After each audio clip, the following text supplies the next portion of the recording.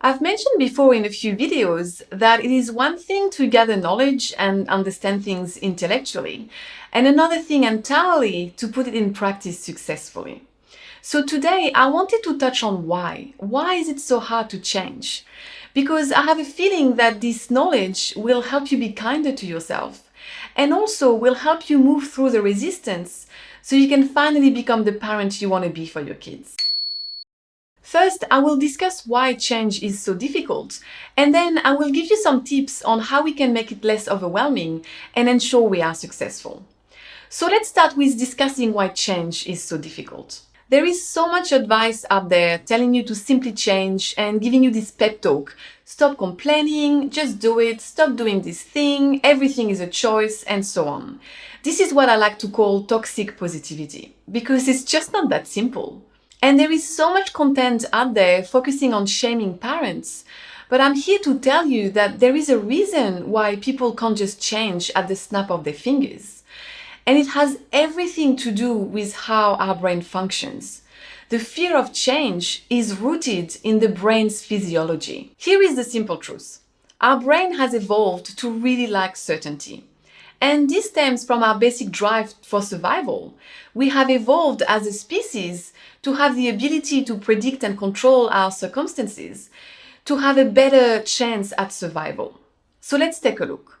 Our brain is divided into three parts. The first part is the neocortex, which is the thinking part of our brain. This is where willpower, focus, and self-control happen. Then we have the limbic system, which is the mammalian brain. It's the part that regulates the body's internal temperature, houses our emotions, and governs the fight or flight response. And finally, we have the reptilian brain, which is the part that governs our basic bodily functions and makes us act impulsively. It wakes you up in the morning, sends you off to sleep at night, and reminds your heart to beat. So basically, you can view it as learning, emotion, and safety. So let's take the parenting example. Our rational brain, the neocortex, directs us to be calm and empathetic with our kids. But then we lose it at them anyway, and we can pretty much blame our mammalian brain for this. This is in this part of the brain that we can find something called the amygdala, which controls the fight or flight response. Basically, that's an alarm mechanism that we share with all other mammals. And it's brilliant and very much needed because it was designed to alert parts of the body for action in the face of immediate danger.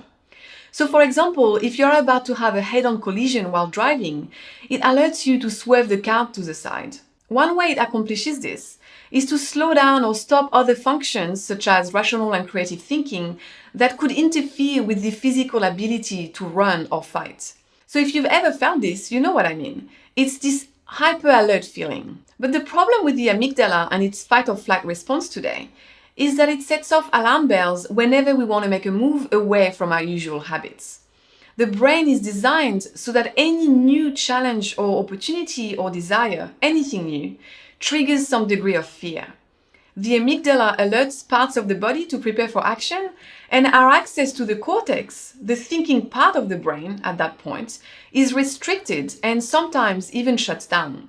This is exactly why you may know that you should do better and be calmer with your kids. But because you feel triggered, you can't access the cortex in that moment, and willpower simply won't work. The good news, though, is that there is a way to circumvent that fear, and I will discuss that shortly. But before we move on, I wanted to touch on two more important points. Firstly, in the 70s, two researchers decided to study ways to help people quit smoking. And they came up with a well-known approach to change called the 6 stages of change. It's a model that explains the different stages that we tend to go through when trying to change a certain behavior. So without going into too much detail, the most important aspect of this model in my mind is to understand that effective change occurs gradually and that relapses are an inevitable part of the process, which really explains why change can be often felt like taking 2 steps forward and 1 step backwards. We often get discouraged when we relapse thinking it just doesn't work. But it's just a momentary relapse and certainly not proof that it doesn't work. When I first started implementing respectful parenting with my kids, I really felt this. I'd be making progress and all of a sudden everything would fall to shit again, and I felt so disheartened. I actually remember thinking, why am I even doing this? It's just not working. But I managed to push through, and to be fair, I'm still learning. But the mom that I am today and the mom that I was a few years ago are two different people. And the connection that I have with my kids is really proof that it is working. One last important point that I want to make so you understand your behavior better is that when we repeat a pattern of behavior over many years, we actually become addicted to certain chemicals. So if you are addicted to negative self-talk or negative thinking, for example, and want to start working on reframing those thoughts, unfortunately, it's not just as simple as deciding to be more positive. So in a nutshell, when you have a thought, it sends an electrical signal from one place to another in your brain. This is what forms neural pathways. That neural signal sends something called a neuropeptide, which is a compound which acts as a neurotransmitter, down to your body, which induces hormone release. So in the example of thinking about a really stressful or negative thing, your brain receives that signal. That signal is sent to your body, which then releases cortisol, aka the stress hormone. So if you have been practicing negative self-talk for 10 years, it's not that easy to stop this habit because your body wants you to actually do it, as it has become used to those chemicals. And it's not just with stress hormones. This can actually happen with happy hormones too, which is why some people get addicted to running, as their brain and body are addicted to endorphins. So in practical terms, this is why when you start practicing reframing negative thoughts into more positive ones, you might find it easy and be successful to begin with, but then suddenly your body will start craving these chemicals and you will start self-sabotaging and go back to old habits. And the key here is to really push through and not let it make you give up completely. Which brings me to the good news, which is how can we make change less overwhelming and ensure we are successful? And I have 3 tips I want to share today. So let's start with number 1. As I mentioned at the beginning of this video, we have evolved as a species to really fear any kind of change. So anything that is outside our comfort zone will make us feel uncomfortable. So the key is to circumvent the fear response. And one great way to do this is by making the goal so small and achievable that basically it becomes a no-brainer and we aren't scared about it anymore. So for example, instead of your goal being that you will completely stop yelling at your kids, make it that you will yell less and make it very specific. So for example, you will yell 1 less morning this week.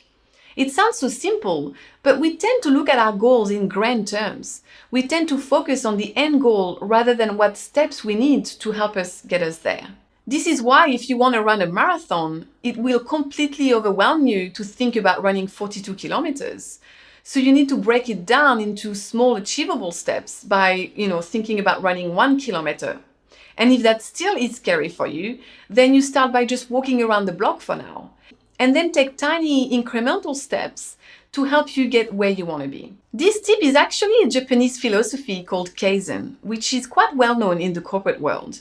It's about focusing on small incremental changes with the belief that they will add up to substantial changes over the long term, without having to go through any radical innovation. And that's exactly the approach that has helped me change my parenting style, but also my negative self-talk, and also my unhealthy cognitive distortion patterns. And if you want to learn more about this, I highly recommend you watch this video that I did recently. Number 2 is to simply accept the fact that relapses are an inevitable part of the journey and not a sign that we are failing. In fact, may I suggest that it is actually proof that we are on the right path. Just accept that you will take a few steps forward and a few steps backwards, and that's not only normal, but that's actually the most sustainable path to change. So your journey won't be looking like this, but more like this. And it's just perfect. Lastly, it's so important to pay attention to your progress. We are so programmed to simply look at what else we have to achieve, and we beat ourselves up for it. It's part of our propensity to see the negative. But we really need to start paying attention to how much we are doing right and how much progress we are making. So make sure you keep a journal of your progress so you can refer back to it. And also make sure that you celebrate all the small wins along the way. Behavior change takes time and patience, but I know you can do it. What matters is that you are showing up every day and trying your best every day. That's it for today. I hope you've enjoyed this video. Please leave me a like if you have, and please leave me some comments below. I'd love to know what your experience is with changing your parenting style. Thanks for watching and keep growing.